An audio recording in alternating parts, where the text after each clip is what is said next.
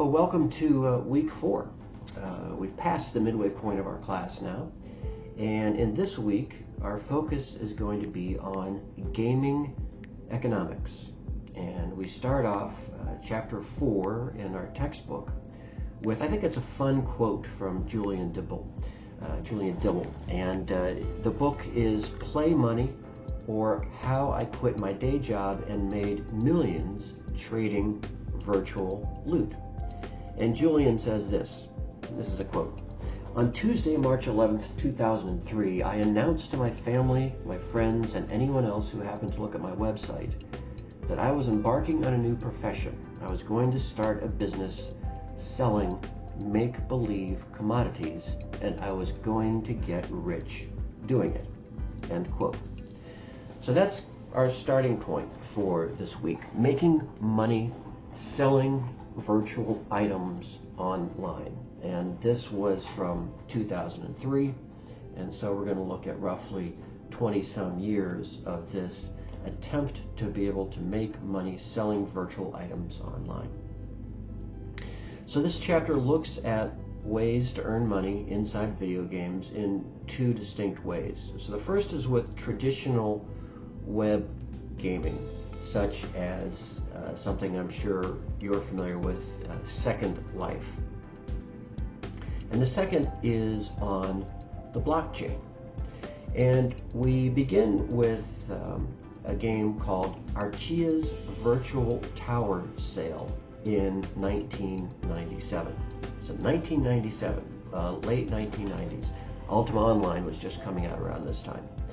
And it was Matt Mahaley created a company at Iron Realms, and he created a game called Archia's, it was actually just called Archia. And he needed some money personally, and he decided that he would auction off a property within his game and see if people would pay real money for it. And he auctioned off a virtual tower for a couple $100 to an actual player. And this became the first virtual merchandise ever purchased with real currency. Now, the next way that players began to earn money was through gold farming. Diablo 2 players devised ways to earn money from their conquests that they achieved online. And gold farmers in China and Korea, sometimes in China using actual prison labor to farm money for the guards, they used PayPal and eBay to exchange virtual gold for real cash. So this takes us to 2003, when Julian wrote his book, and he told his family he was quitting his day job to earn money in games. And at this time, 2003, there was a Swedish company called MindArc, and it released an MMORPG called Entropia Universe. And within it, it had its own currency called Project Entropia Dollars, or PEDs. The exchange rate was $1 for every 10 PEDs. And someone named Deathifier, that was his online name, he bought Treasure Island in Entropia for 265,000 PEDs, which was roughly 26,500 real dollars. And he thought that he could make money with his Treasure Island, and this was an investment just like a real estate investment would be in real life. Entropia continued to develop. It opened 5 virtual banks in 2007, and it made close to $500,000 from selling the licenses. Now let's move on to another way that people were making money online, and that was, as I mentioned earlier, Second Life. And while it is a place where you can enjoy having social encounters with people and come up with second lives for yourselves, it's also a place to earn real money. There's about 200,000 daily users in Second Life, and if Second Life was a nation, it would have a $600 million annual GDP, or gross domestic product. Second Life has roughly 345 million yearly transactions, and it pays over $80 million yearly to players who create in-game items. Its currency is called Tilia, and Tilia is used for monetizing the user interactions, and the official currency within then the game is called the Linden dollar.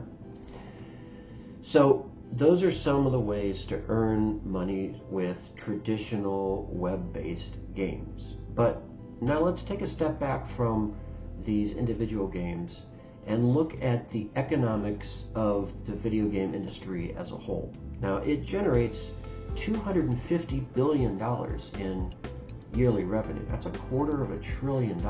And to put this into perspective, revenue generated by video games is greater than the combined revenue from the movie and sports industries today.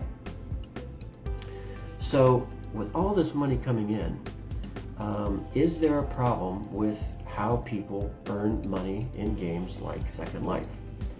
And according to many, there is a real problem. And the problem is that there is no real ownership. The company that owns Second Life still owns all of the property that's exchanged within its game. Players do not actually own that intellectual property, even though the in-game character possesses it. And most of all, the EULA, or end-user license agreements that you sign when you start a game, they prevent you from selling real items for money. So here's the critical question then. How can you sell, or how can digital gaming, how can the objects that we create within the games actually enter a real marketplace? How can a sword that I forge in a game actually become a sword that I own and not the company itself?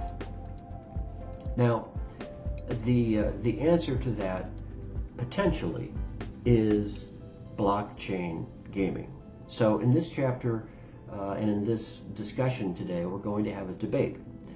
On the one hand, we have those who say that blockchain gaming is revolting. It is a pyramid scheme. It's a Ponzi scheme, and it's just another form of pay to win. And the people who are detractors from blockchain gaming point to the failures of CryptoKitties, which was the very first blockchain game, or the crypto token crash with games like Axie Infinity, saying that it's impossible for a blockchain game to actually be a benefit to a great number of people. On the other side, though, there are those who suggest that blockchain gaming is revolutionary, even though it's revolutionary with having some difficult startup problems. Now, the blockchain gaming enthusiasts argue that for the first time, real player ownership can exist, where players can buy and sell online items in places like OpenSea. They also point out that the market size of blockchain games, it was $3 billion in 2023, and it's expected that blockchain gaming will increase to between $65 and $90 billion by 2030. Now keep in mind, the entire video gaming industry is $250 billion. So if blockchain gaming can approach $100 billion, well, that's a sizable portion of the entire video gaming industry itself. So in our discussion this week, we're going to have a chance to debate blockchain games. And the debate is this: blockchain gaming, is it a revolting mess, or is it a revolution? Or perhaps you think that gaming on the blockchain with real player ownership is neither of those things. It's neither revolting nor revolutionary. It's just another way to game. So we'll debate that in discussion this week. For the course project assignment, it's going to be time for you to show off to the class what you have learned. And in a minimum of 10 slides, you're going to be finding images that address the main arguments of your paper. And you're going to create at least one slide for each of your online items. So that is my overview for the week 4, Module 4. And I hope you're going to enjoy the story about how to earn money online from playing games and also debating the future of blockchain gaming.